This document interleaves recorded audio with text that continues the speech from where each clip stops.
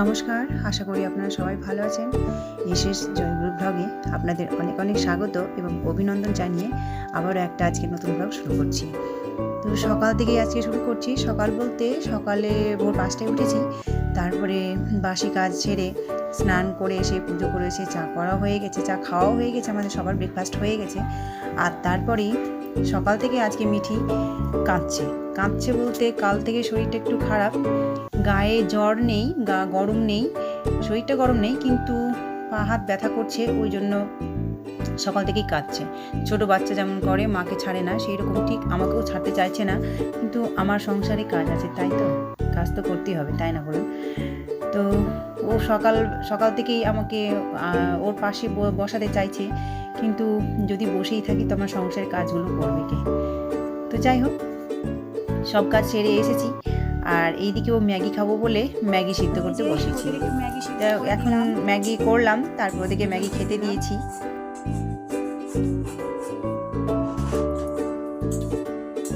ওরা একটু খাবে, আর আমিও সবজি বের করে রেখেছি, সবজি কাটাকুটি করবো তাই রান্নার জন্য।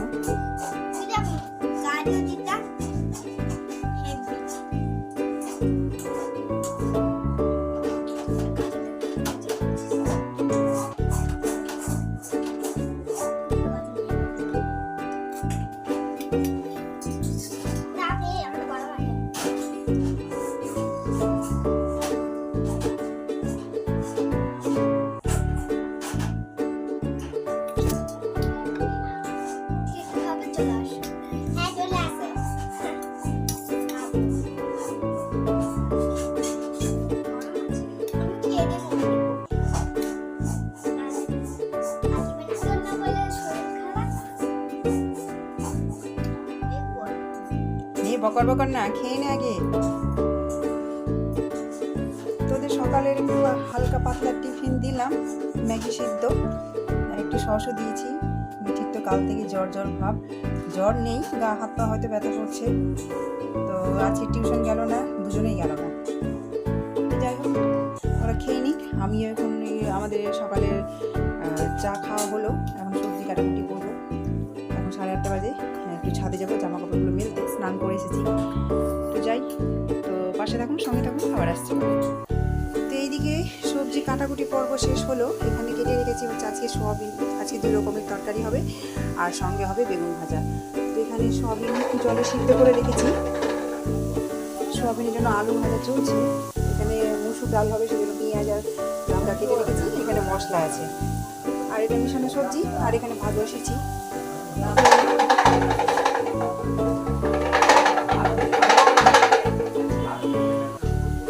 তো এখন রান্নার পর্ব চলছে, আর দিয়ে 9টাতে বেজে গেল, জল চলে আসবে, দিয়ে এগুলো সব এখন ধোয়া মুছা করবো। এখন সব ছড়িয়ে ছিটিয়ে পড়ে আছে, পরিষ্কার করবো, পরিষ্কার করে এটি ধোবো, মুছবো, ঘরটা মুছবো, তারপরে ধোবো। আর এদিকে মিটি পড়তে বসেছে, এই যে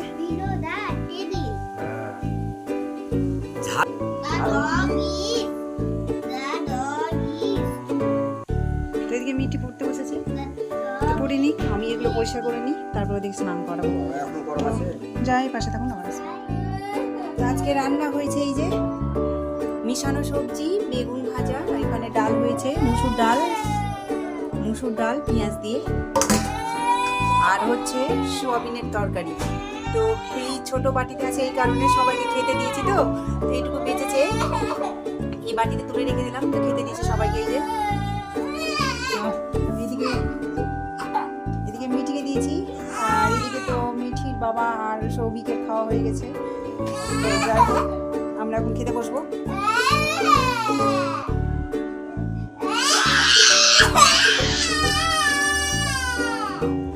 বাংলি মেয়েটা আমার কাঁদছে এখন।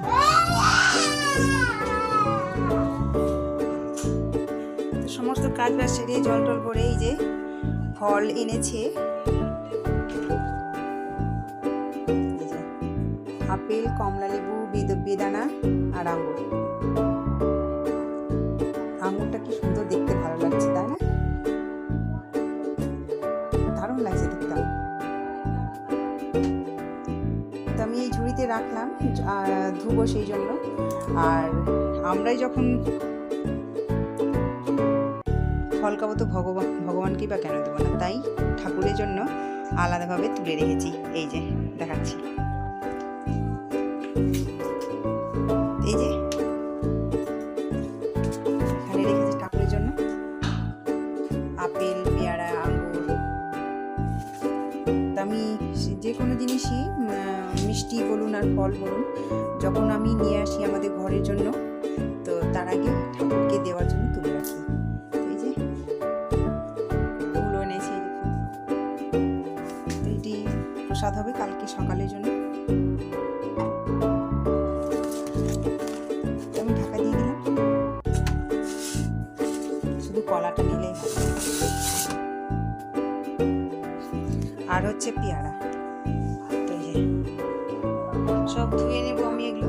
যখন একটাতে তো ধরবে না, বোধ হয় হবে না, তবে ধুয়ে নেব। ফল না ধুলে আবার খেতে ভালো লাগে না, খাওয়া উচিত না।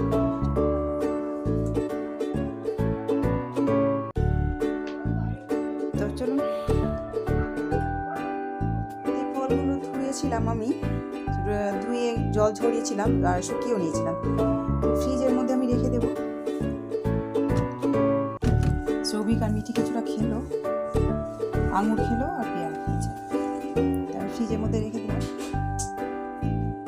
তার সাথে একটু মিষ্টিও নিয়ে আসলাম, সেটাও ফ্রিজের মধ্যে রাখলাম।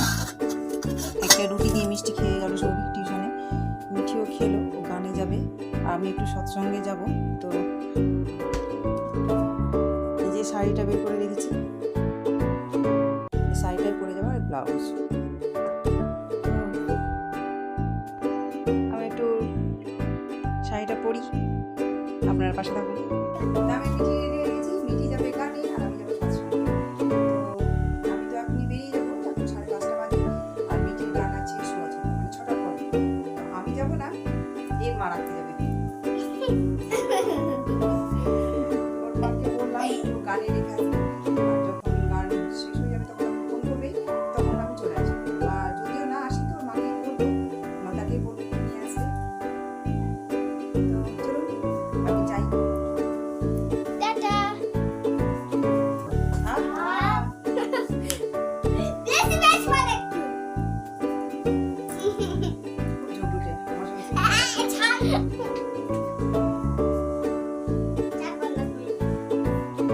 তো সৎসঙ্গে আমি এসেছি। তো আমি যেখানে থাকি ঠিক তার সেইখানেই আছে, সেখানে হচ্ছে সৎসঙ্গটা। তো যেখানেই সৎসঙ্গ হোক না কেন, আমার কাছে ফোন আসে, আমি যাই, আর ভালোও লাগে। ঠাকুরের দীক্ষা নিচ্ছি, ঠাকুরের প্রার্থনা করবো না, ঘরে তো করি, ঘরে বসে করি। আর যেই দিন সৎসঙ্গ থাকে সেদিন এই যে সবাই মিলে বসে আমরা একসঙ্গে যে প্রার্থনাটা করি, বেশ ভালো লাগে, আমাকে খুব ভালো লাগে। তো সৎসঙ্গ করার একসঙ্গে মজাটাই আলাদা, সবাই মিলে যে প্রার্থনাটা করি খুব ভালো লাগে, একসাথে মিলে সবাই করি। আর এই যে বাচ্চা ছেলেটি আছে, সেও এই সৎসঙ্গে সে গানও গিয়েছিল, আর এখন শ্রী শ্রী অনুকূল ঠাকুরের বাণী বলছে। তো খুব ভালো লাগে, অনুকূল ঠাকুরের প্রত্যেকটা প্রার্থনায় বলুন, গান বলুন আর বাণী বলুন, মন দিয়ে ভক্তি ভরে শুনতে খুব ভালো লাগে। তো এই বাচ্চা ছেলেটিও যে বাণীগুলো বলছে, আমিও বেশ ভালোভাবে মন দিয়ে শুনতে ভালো লাগছে। তো যাই হোক, আমাদের প্রার্থনা এই বাণী শেষ হয়ে গেলে প্রার্থনা শেষ হয়ে যাবে, তারপরে বাড়ি গিয়ে মিঠি গানে আছে, ফোন এলে আবার আনতে যেতে হবে।